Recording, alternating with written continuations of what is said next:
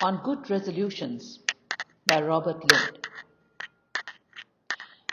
There is too little respect paid to the good resolutions, which are so popular a feature of the new year. We laugh at the man who is always turning over a new leaf, as though he were the last word in absurdity. And we even invent proverbs to discourage him, such as that the road to hell is paved with good intentions. This makes life extremely difficult for the well-meaning. It robs many of us of the very last of a little store of virtue.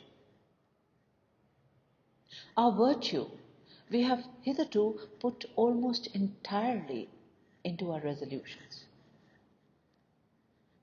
To ask us to put it into our actions instead is like asking a man who has for years devoted his genius to literature to switch it off onto marine biology. Nature, unfortunately, has not made us sufficiently accommodating for these rapid changes. She has appointed to each of us his own small plot, has made one of us a poet, another an economist, another a politician. One of us good at making plans, another good at putting them into execution.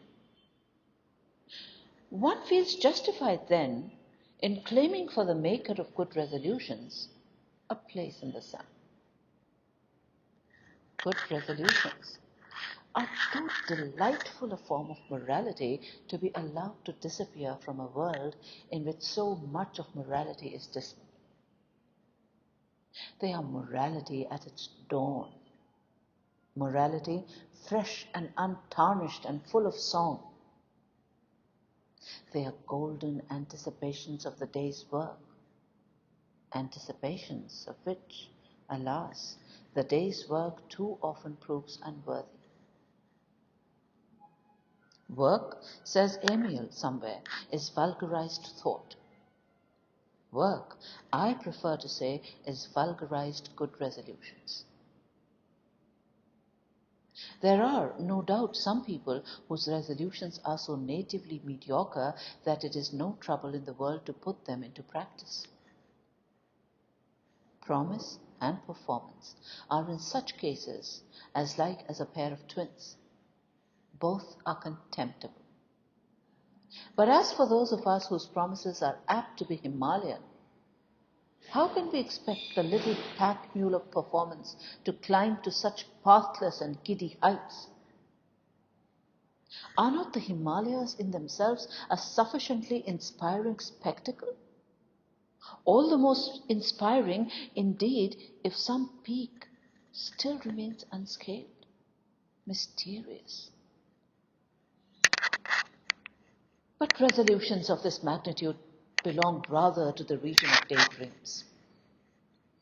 They take one back to one's childhood, when one longed to win the football cup for one's school team, and if possible, to have one's leg broken just as one scored the decisive try. Considering that one did not play football, this may surely be regarded as a noble example of an impossible ideal. It has the inaccessibility of a star rather than of a mountain peak. As one grows older, one's resolutions become earthier. They are concerned with such things as giving up tobacco, taking exercise, answering letters, chewing one's food properly, going to bed before midnight, getting up before noon. This may seem a mean list enough, but there is a wonderful comfort to be got out of even a modest good resolution, so long as it refers not to the next 5 minutes, but to tomorrow, or next week, or next month, or next year, or the year after. How vivid, how beautiful tomorrow seems with a lordly regiment of good resolutions ready to descend upon it as upon a city seen afar off for the first time.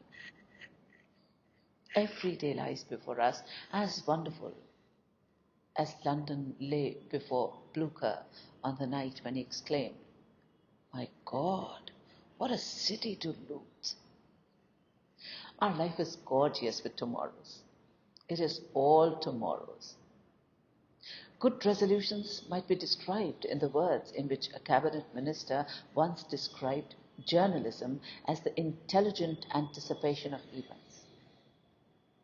They are, however, the intelligent anticipation of events which do not take place. They are the April of virtue with no September following. On the other hand, there is much to be said for putting a good resolution into effect now and then. There is a brief introductory period in most human conduct before the novelty has worn off, when doing things is almost, if not quite, as pleasant as thinking about them. Thus, if you make a resolve to get up at 7 o'clock every day during the year, you should do it on at least one morning. If you do, you will feel so surprised with the world and so content with your own part in it that you will decide to get up at 7 every morning for the rest of your life. But do not be rash. Getting up early, if you do it seldom enough, is an intoxicating experience. But before long, the intoxication fades and only the habit is left. It was not the elder brother with his habits, but the prodigal with his occasional recurrence into virtue, for whom the fatted calf was killed. Even for the prodigal, when once he had settled down to orderly habits, the supply of fatted calves from his father's farm was bound before long to come to an end. There are, however, other good resolutions in which it is not so easy to experiment for a single morning. If you resolve to learn German, for instance, there would be very little intoxication to be got out of a single sitting face to face with the German grammar. Similarly, the inventors of systems of exercise for keeping the townsman in condition all remind us that in order to attain health, we must go on toiling morning after morning at the wretched punchings and twistings and kickings till the end of time.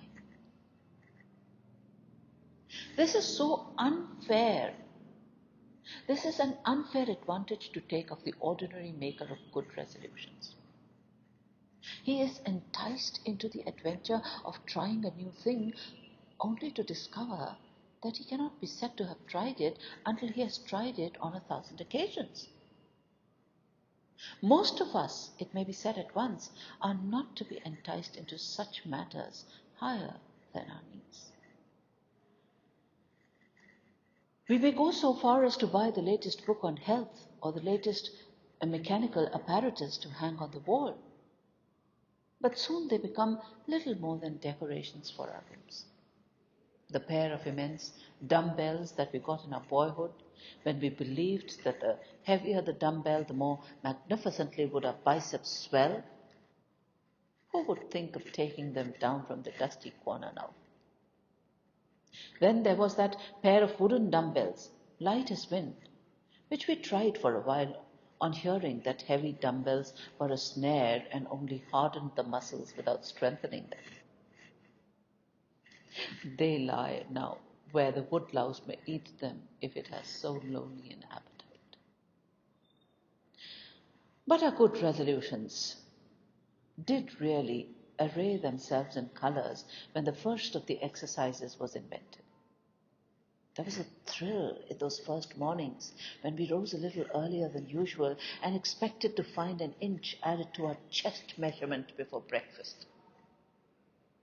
That is always the characteristic of good resolutions.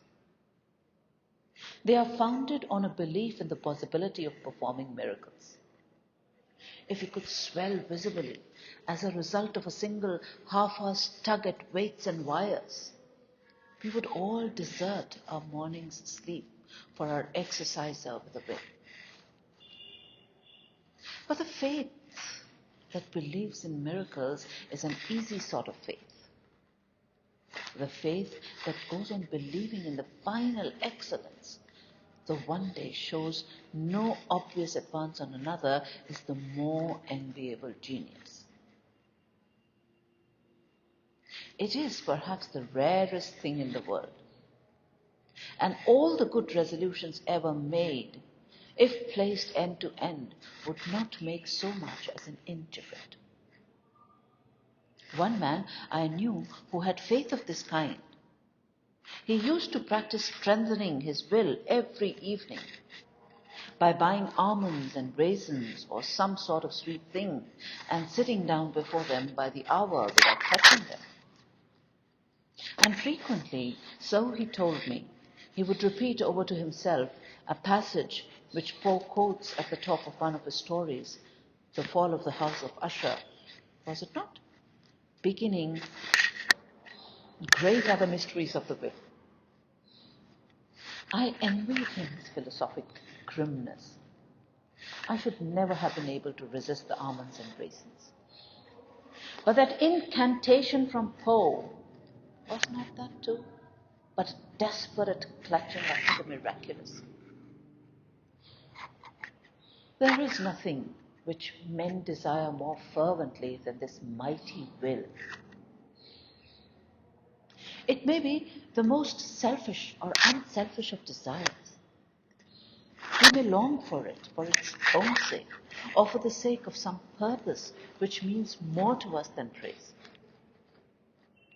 We are eager to escape from that continuous humiliation of the promises we have made to ourselves and broken. It is all very well to talk about being baffled to fight better, but that implies a will on the heroic scale. Most of us, as we see our resolutions fly out into the sun, only to fall with broken wings before they have more than begun their journey, are inclined at times to relapse into despair.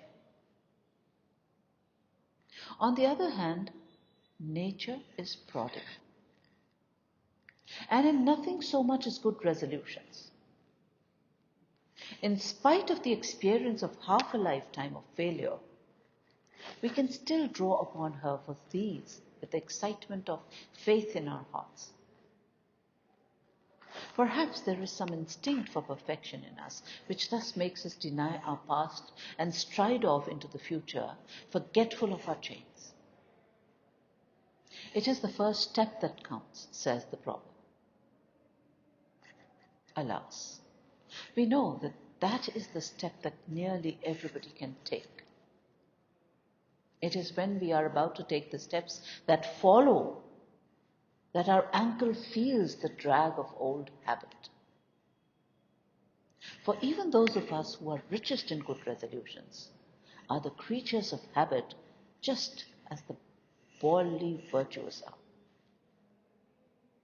The only difference is that we are the slaves of old habits, while they are the masters of new ones. On the whole, then, we cannot do better as the new year approaches than resolve to go out once more in quest of the white flower which was already been allowed to fade too long, where Tennyson placed it in the late Prince Consort's button.